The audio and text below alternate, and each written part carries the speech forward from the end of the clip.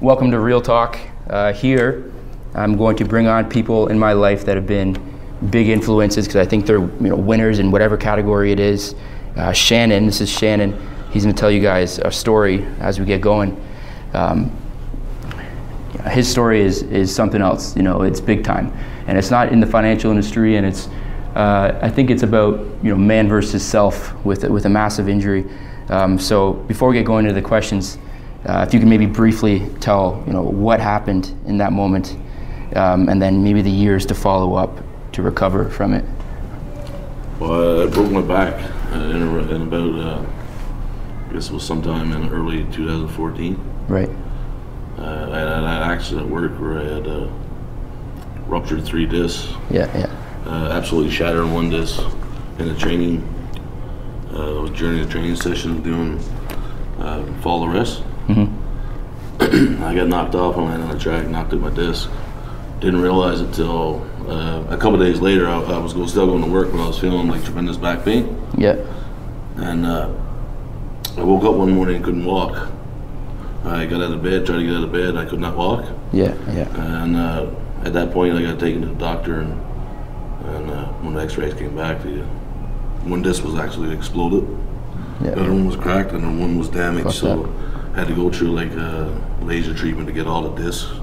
I had the nerves because it destroyed one nerve that goes in my leg too. So it disabled me and took away my work right at a time when it was an integral part of my career. I was about to change and go into a managerial role where I would have been running the division. Right.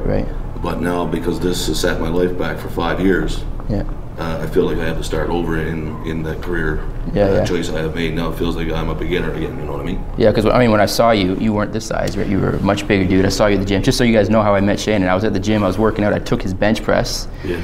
And then he came up to me, he's like, hey man, I'm using that. I'm like, what's up? Sorry about that. And we kind of just connected right away. It was kind of a good energy on good energy thing. And I don't know, we started talking more and more as we were at the gym. Eventually I got to know your story. I know you're up to some big things. You're trying to build a big brand and really almost... I want to help people. Pardon me? I want to help people. I want to show people like fitness. I want to combine my safety with the fitness and do a wellness program like no one has created before. Right. And I want to kind of try to bring that in and see if I can create a business where people, I can, no matter what they do or what happened to them, I can get them back to a point where they can have a normal life. Yeah, okay, that's perfect. I think they get the idea exactly, where you're coming from, and I'm down to give you the first question. I'm ready to go, okay? So, you always talk about respect. Yes. I noticed that. It means a lot to me. Yeah, it's big time, and it's kind of pivotal to who you are and your character and your foundation. So, I'm curious as to how going through what you went through, specific to your situation, how that made respect more important to you. It's true what they say. When the chips are down in life, you truly know who your real friends are. Right. Yeah. And I was stuck out on acreage for over 2 years. I couldn't walk for like 15 months before I started getting feeling back in my legs. Yeah. How many of my friends showed up, man? They called me brothers. 0. My wife, my brother. Was the 2 reasons I am to this point where I am right now. They have motivated me, pushed me to want to be back in the gym, no matter what I'm going through, to persevere through it. Because I go to the gym, I'm there for a long time. I'm in chronic pain. I go through chronic pain daily, but I still go there. You see how I work in the gym. I give it my all, right? It's very different when you see somebody who's at the gym on a purpose. Yes. The weights go up different. Yes. Yeah, that's right. It's weird. Like it's almost like it looks like you're in an out-of-body experience every time I see you, because you're there not just to lift, you're there to prove a point to yourself or whatever it is. It's well, I put on a lot of weight through depression, and when I lost my career, like the things were going so good, and I was finally making like really good money for the first time in my life, and it got all taken away from me in one day, right? Yeah. And I put on like a lot of weight, and I started drinking a lot, which was a very poor decision, bad judgment.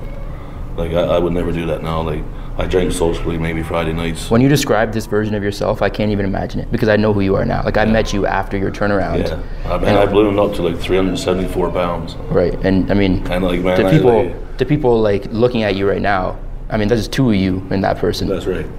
I'm about 260 right now. Yeah, right. And I'm still fighting for 30 more pounds because I want to rejoin mixed martial arts. I know. I think when you lean out, like, people aren't ready for what's underneath that. Like, because you're gonna be ripped, man. Because I see the way you lift and stuff. Yeah, and I give her, like, I do 500 to 1,000 sits for your abdominals, lower and upper abdominals per day.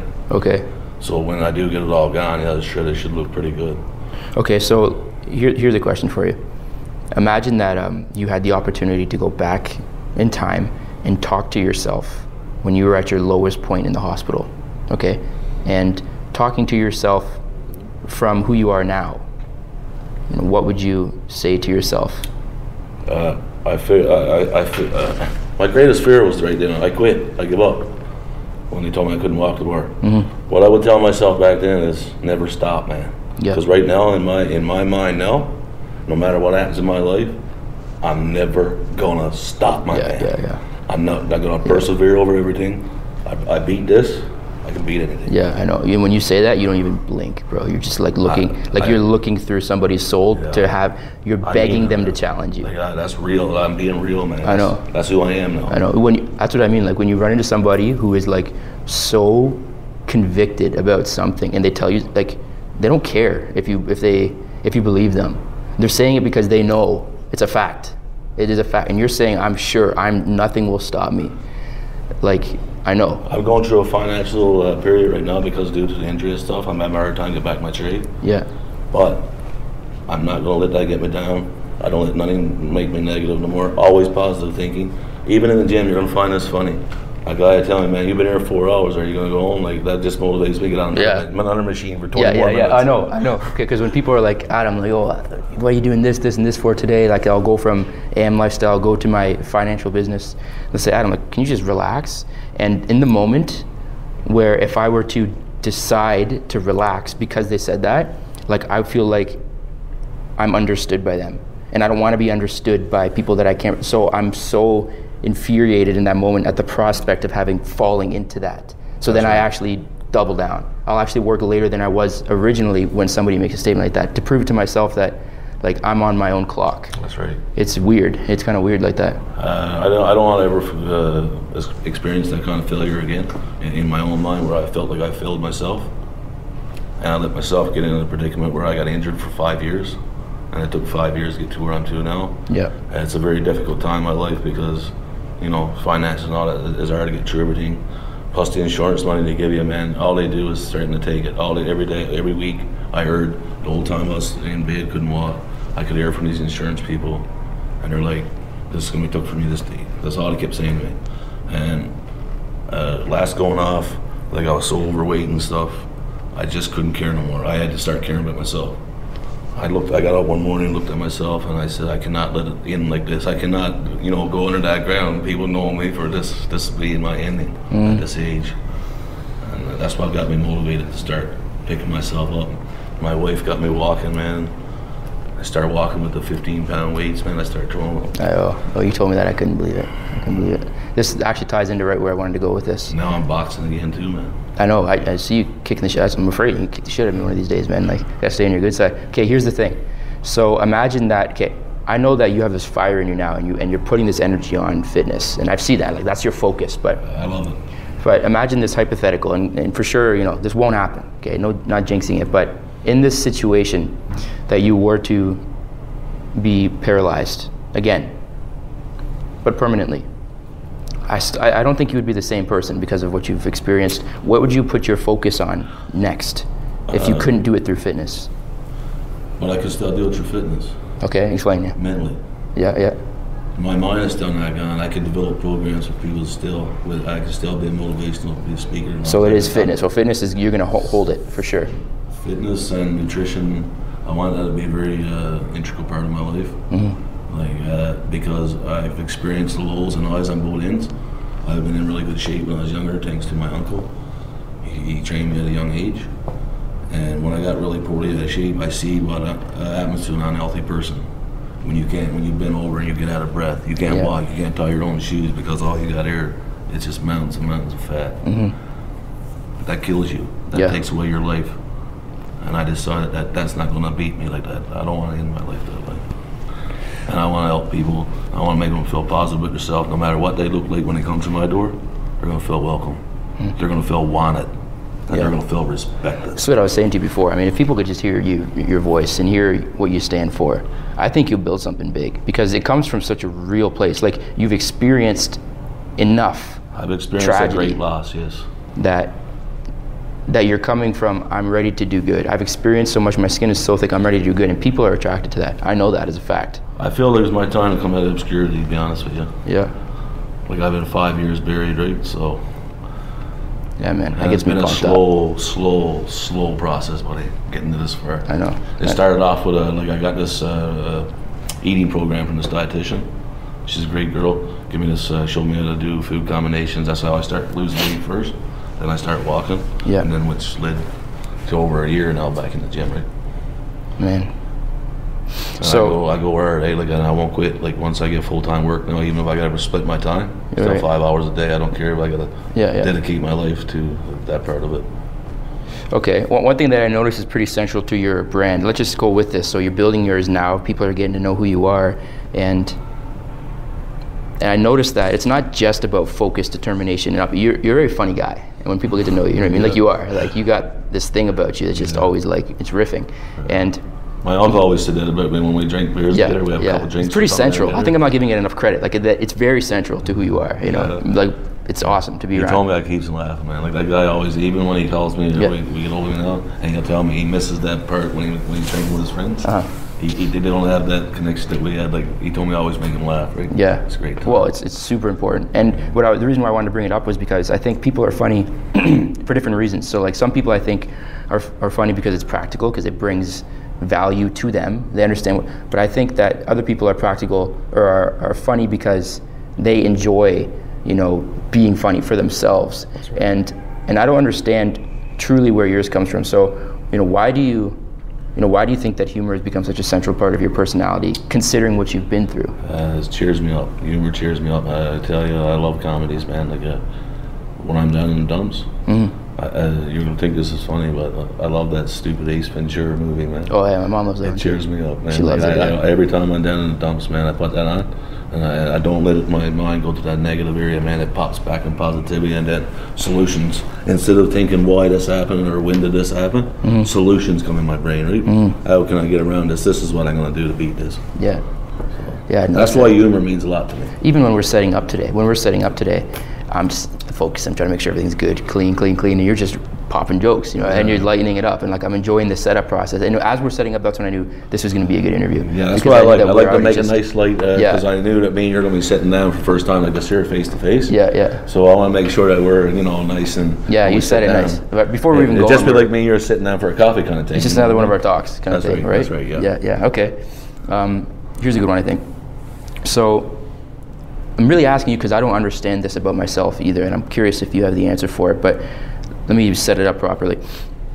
I used to look at people and say, okay, here's your problem, just overcome it. Like, just be quiet, just overcome it. And then people are very different, and we overcome problems in different ways, and I had to become a little bit more sensitive to, it's not just as objective as, hey, just get over your problem. So then I was curious, like, do I have the ability to take credit for me getting over things so easily, or is that because of my upbringing? Or is that because of my DNA? So I'm asking you, you know, how do you think, you know, why were you able to overcome this great thing? Was it you? Was it a psychologist? Was it your upbringing? Was it just, you know, what is it? It was me. It was just something.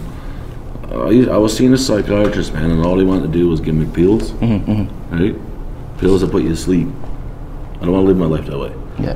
So perseverance come within here. I got a fire lit under myself, and I looked in the mirror one day, and I had 2-3 chins, man. Like, to be honest with you, I was really poorly out of shape. And I just had an epiphany, man. That morning, like, I looked in the mirror and I told my wife, I told her, that this is it, man.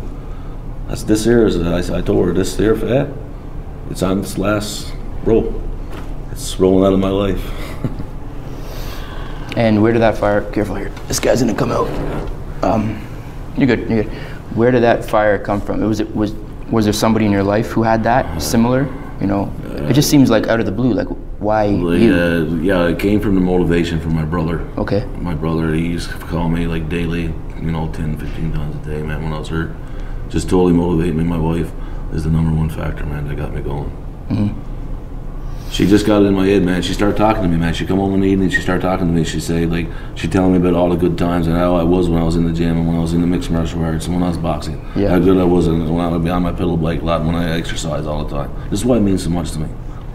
It takes away from any bad spots. Like when I think, no, you should see how I am now. You'd be funny. You know how bad I am for the gym, right? Yeah. And if I get up and I got something on my mind, I'll grab a gym bag, I'll go to the gym. I don't care if it's 1 that's o'clock, cool. 4 o'clock. It's a release. And I notice the people who are, like, there are people that I know in my life that have been really heavy into fitness, and I know the type of person they are when they're really heavy into fitness, and all of a sudden they stop lifting and their vibe changes. You know, they're more irritable. Things bother them quicker, just in general. And it's not really because the environment is more irritating. Yeah. It's because it's really a reflection of their own ideas of themselves. That's right. You know, they're upset that they let that go, and because of that, it's coming out in their energy. That's what I mean. Kind of an energy spiritual guy. Four words that she kept saying to me, man. Mm-hmm. That's what lit the fire, man. It just got in my head, and I just kept thinking it, and that's where "Never Gonna Stop" came from, man. She kept telling me day after day, "You can do it." Yeah. And I did it. Yeah, I can't wait to get to meet her. We'll talk. Step by step, man. Like even going down the road, I tell you how much effort I put into it, man. I couldn't walk. There was nobody home. I was living on acreage at the time. I had a cane like this, and I dragged myself with no quit, man. Even if I had to drag myself to the bridge, man, I wouldn't wait for help. I'd try to get up on my own. What would you think is the biggest obstacle coming for you forward? I'll tell you mine afterwards, because I think maybe we'll differ here. To make a good life for myself, like so that I can look after the ones that look after me. You think that's the hardest thing that you're going to have to come up for? It's going to be a difficult challenge to be at a certain level where you have to look after multiple people and have the finances to house them. You know what I mean? Right. So I mean, making money, you know, everybody knows it takes work, right? A lot of work. Yeah. Here we are. Especially if you're an honest guy. Yeah. You want to be a scammer just like those other guys. No, you have to give a ridiculous amount of value. I mean, like, for example, today, there's nothing being sold. This isn't monetized in any way. We just got to talk, and we're playing the long game. And I'm an honest guy, man. I don't like dishonesty, so if I got friends like that, I cut them out of my life, man. I don't need them, man. Yeah, I know that. Where do dishonest friends lead you, to be honest with you? Lead you in negative spots. You end up in negative situations, which leads to negative endings, right? Yeah, and that literally relates to what I think is the hardest thing for me going forward. And I'm getting really good at it, but the hardest thing for me is accepting that if I choose to elevate my life to the extreme that I want to, that I'm going to end up letting people go out of my life that, you know, I like as individuals, but I'm lesser a person around them, and that's tough. It's tough, man. But if you care about yourself, it's not about them. To me, it's about the promises I made to my mom, to my sisters, like the people that I care about. I promised them a great life. I know, man, and I got to look after people that's getting sick in my family, man. Like, they can't look after themselves. What are they gonna do, man? If I can have somewhere where they can live, why would I let them live somewhere they don't want to live? Yeah. When I can have the power to do something about that. That's the way that I've dealt with it in my mind. I said it's not just about you. Well, that's the thing. Once it's you about realize people I care about. No, I'm sorry about cutting you off there, Adam. No, go ahead, you're good. Yeah. But yeah, no, I totally agree with you. I mean, it takes a support team.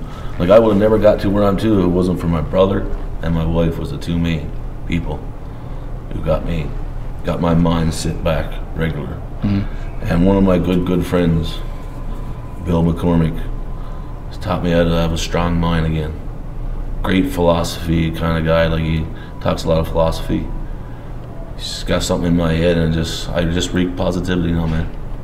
And I want to surround myself with positive people in my life. Mm-hmm. You know, people that want to push forward and have the same kind of vision I do.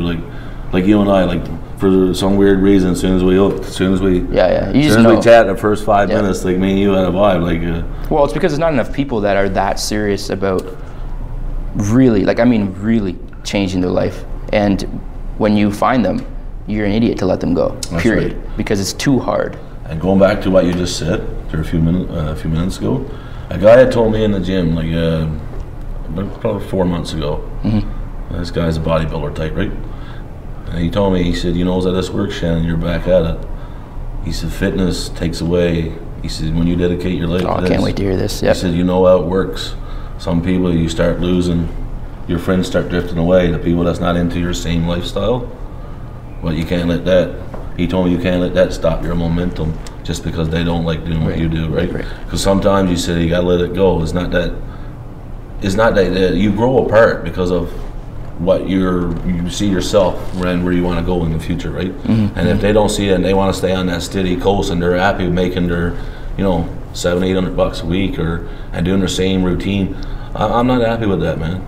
Like I have that there when the world is so big, man, and you can have more, like, and help. I want to help people. I want to make sure, like, my family members got somewhere to live. They don't have to live in homes and stuff when they go home, man, or they get sick. I want to make sure that I can look after them, or, you know, at least, you know, pay for some care that can come into their own house. Yeah. Look after them in their own house, right? People are always, you know yourself, you're more comfortable around your own surroundings than all of a sudden just because you're sick, take the world away from you and put you in a home or something, right? Yeah. Yeah, okay. Here's another hypothetical for you. I'm a little bit worried about that mic. I think it's good, right? Yeah, maybe just try to, like, we'll see. I'll check the audio. I don't know what I'm doing out here. I'm figuring it out.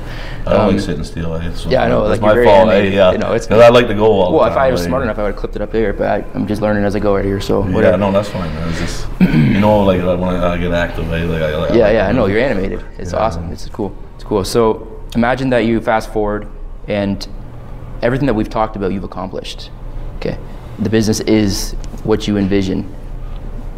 Is that enough, do you think? Maybe you haven't thought about this, but you probably have.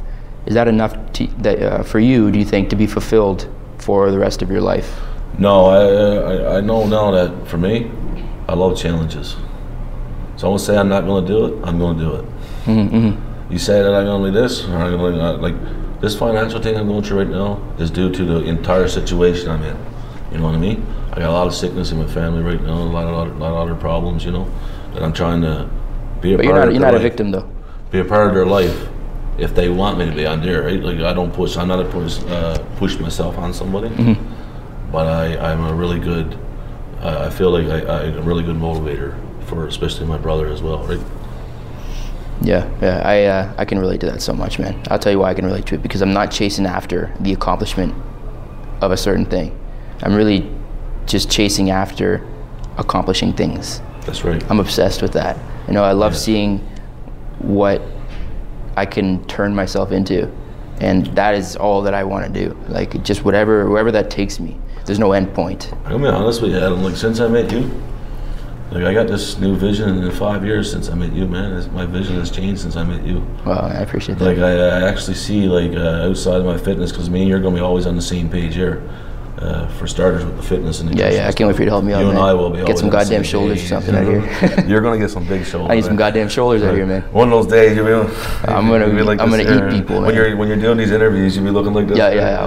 We'll save this one. I'm gonna put it like 2 years. It'll be massive. Yeah. So, like, I'm gonna trim down. I want to get right down in the best shape I can get in. I want to be in, like, in better shape I was in before. Like, I'm so motivated, man. I'd like to see a picture. I can't imagine when you. I want to see. I want to show people. Like myself, how much being 400 pounds, how you can beat it, become back healthy, become still, and be able to accomplish something on your own and make your own money, you know, make a decent living, instead of just, who wants to make a living just pay for a car and somewhere to live? Yeah. What kind of life is that, man? Yeah. It's a robot's life. Right? Yeah, I'm with you. And then at some point, you're going to agree with me on this, at some point you stop challenging yourself, you get happy in that role. Right? You look at people that did the same job for like 30, 40 years, and they're not really getting paid at really well for that job. Right? Their lives become the same, like routine for the entire. They don't really try anything new avenues, or well, they're comfortable. Don't try to improvements, right? They're comfortable there. Okay, so here's my final question, and you've gotten to know me pretty well over the last 3-4 months. So I'm curious, like, based on what you know about me, what advice would you give me to help me build my brand going forward? It's okay, give it to me straight too. I like your vision, eh? Okay. So, and I see that the reason why I like you a lot, like, you're real. You don't mess around. Yeah. You just don't. By the way, that's a reaction to me being too artificial. I'm just so we're clear. I was so fake, and I'm being real. Like when I first started, I thought fake it till you make it was what it was. No, you know? Don't ever be that way, man. And I'm still picking up the pieces from that. But I've done a really good job, I think, to slowly build all that back together. But that's why I'm obsessed with telling people the truth regardless of the reaction, because I've already experienced what it's like to try to be fake it till you make it, and I hated myself for it. It made me weaker when I acted like that. Don't be fake. Yeah. Be fake. In the end, you're never going to have a friend. All your business deals are going to be fake. They're going to be on your back talking about you. They're going to think you're a piece of shit. I know. That's just the way it is. Anybody, like, which is awesome, because anybody I've met, like, for the first time in the last year, describes it the way you do. You know, like, he's real, right? Yeah. And I wish you knew what that meant to me, because that was the thing. Like, I want my brand to be as honest as possible, but never mind that being the good, because that is hopefully, you know, works out really well. What could I improve?